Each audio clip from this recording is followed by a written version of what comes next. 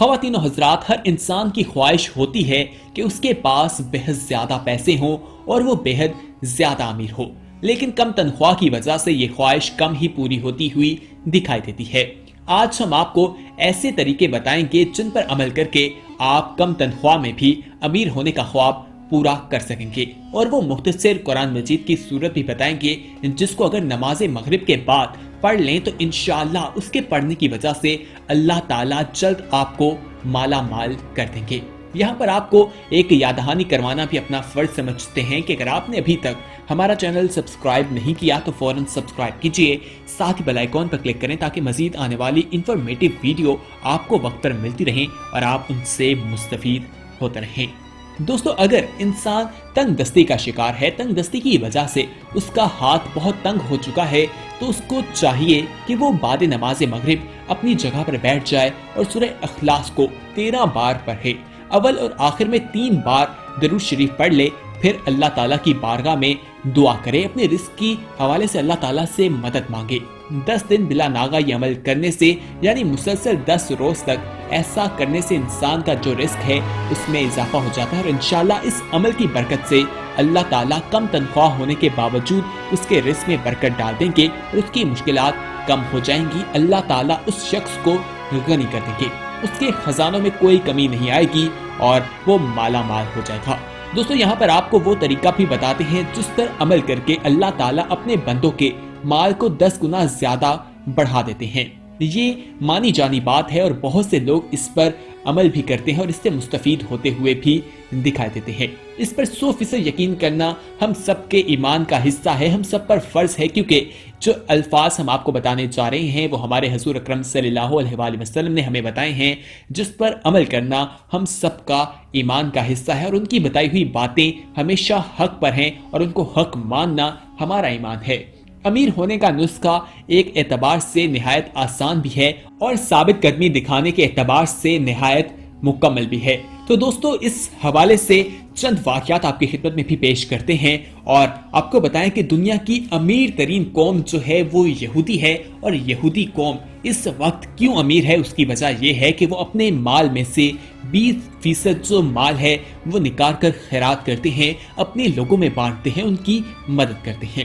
چونکہ اللہ تعالیٰ کا یہ قانون ہے، سب کے لیے برابر ہے، اور خرچ کرنے والوں کو اللہ تعالیٰ 10 گنا زیادہ نفع دینے والا ہے۔ اسی وجہ سے ان کو اتنا زیادہ فائدہ ہوتا ہے اور وہ اس دنیا کی امیر ترین قوم بن چکے ہیں۔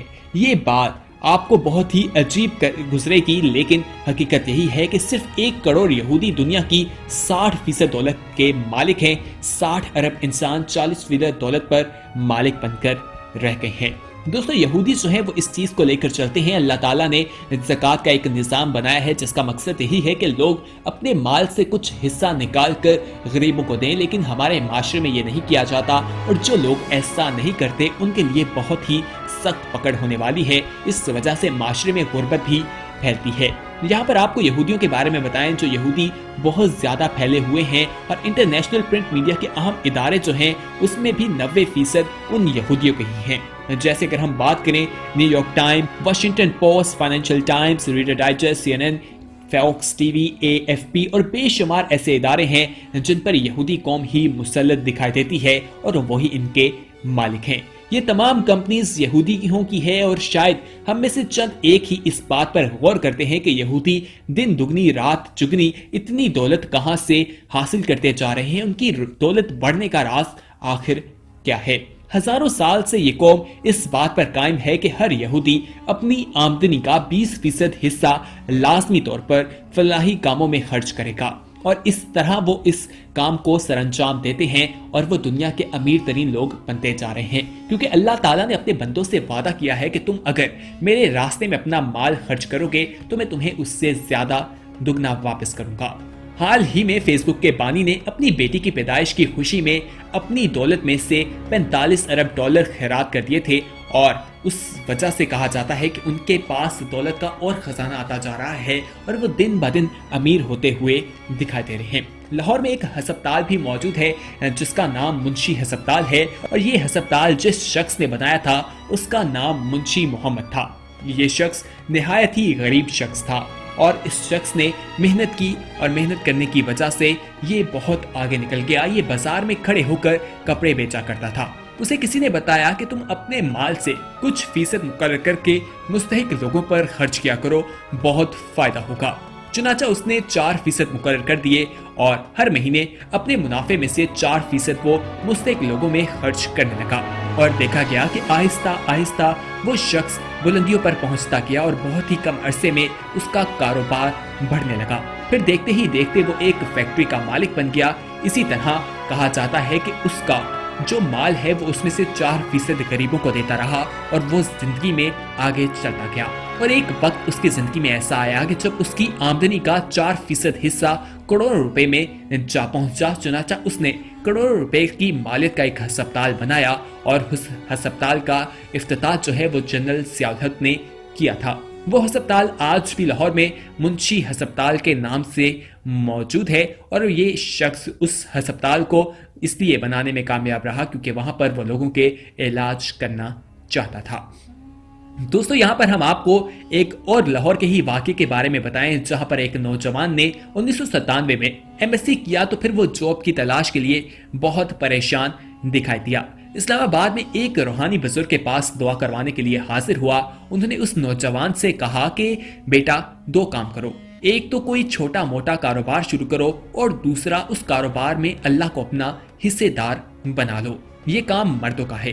کاروبار کا کچھ حصہ مختص کیا جائے جس میں اللہ کے بندوں کی مدد کی جائے. جو مستحق لوگ ہیں ان کی ضروریات کو اس رقم سے پورا کیا جائے.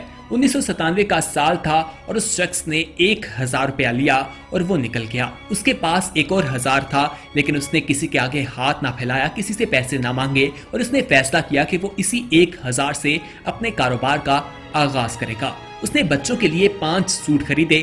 2 دن میں 300 روپے پروفٹ ہوا. 5% اللہ کی راہ میں اس نے خرچ کر دیا اور دیکھا گیا کہ اس کے رزق میں اضافہ ہونے لگا. اسی طرح کام چلتا رہا اور کچھ ہی عرصے میں اس کے بارے میں کہا جاتا ہے کہ اس کے جو پروفٹ نکلتا تھا وہ 75 روپے ہو گیا اور روزانہ کے حساب سے نکلنے لگے, یعنی روزانہ کی آمدنی تقریباً 700 تک پہنچ گئی تھی. اسی طرح دن با دن اس کی روزانہ کی آمدنی 6000 تک پہنچی اور اس نے کروڑوں کی دکان خرید لی. اب وہ روزانہ 20,000 آمدنی کماتا ہے اور وہ اپنے مال میں سے آج بھی اللہ کے نیک بندوں میں خرچ کرتا ہوا دکھائی دیتا ہے, اللہ کے مستحق لوگوں کی مدد کرتا ہے. یعنی کہ اگر جو شخص چاہتا ہے کہ وہ امیر ہو اور اپنی کم تنخواہ کی وجہ سے بھی اس کے رزق میں اضافہ ہو تو اسے چاہیے کہ اپنے رزق میں سے اپنے غریب بندوں کی مدد کرتا رہے. اللہ تعالیٰ نے جو اسے رزق دیا ہے اس میں دوسروں کا حصہ بھی رکھا ہے.